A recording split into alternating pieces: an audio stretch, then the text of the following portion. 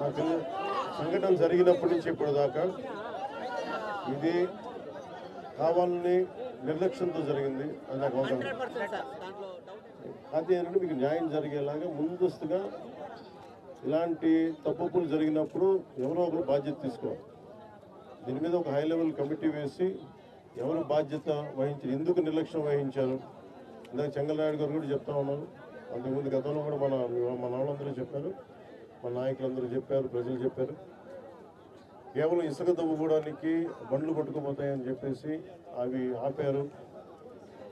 దాన్ని మీకు వరద సిగ్నల్స్ మీకు ఇవ్వకుండా ఆపారు. మనకి లష్కర్ రామయ్య గారు దీన్ని ముందుండి ఆయన చొరవ వల్ల ఇంకా చాలా మంది ప్రాణాలు కాపాడని తెలుసు. అందుకే గుర్తించాను, ఆయనకి సన్మానం చేశాం. అవును, నాకు అవగాహన ఇది